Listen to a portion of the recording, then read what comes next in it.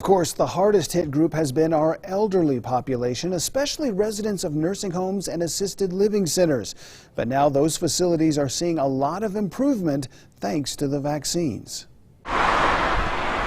Last year, many of Utah's long-term care facilities were hit by COVID-19 outbreaks, too often with deadly consequences. Out of the around 2,000 deaths that we've had from COVID in Utah, just under 700 of those have been in long-term care facilities. And to put that in a little bit more perspective, that's about 1 out of every 26 residents in long-term care facilities have died. Megan Nilsson, the executive director of Alta Ridge Assisted Living of Holiday, tells me her facility was one of the exceptions. We're actually one of the few communities that has stayed virus-free. I have not had one case of a positive resident.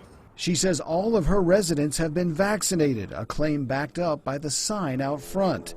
The American Healthcare Association and the National Center for Assisted Living say that since December 20th, when the vaccines came out, they've seen a 96% decline in cases and a 91% drop in deaths at facilities nationwide. Allie Spangler of the Utah Healthcare Association says that our state health department saved lives by getting nursing home residents vaccinated first. Utah is one of the only states in the country that prioritized long-term care as highly as they did.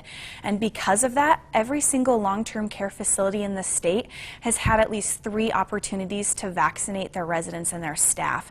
And what this translates to is to around 90% of residents have been vaccinated in long-term care facilities in Utah.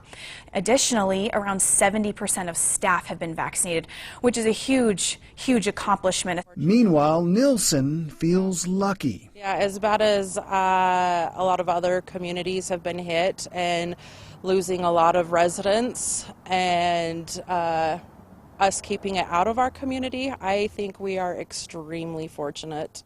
I don't know what we did right, but we did it, so it's a win.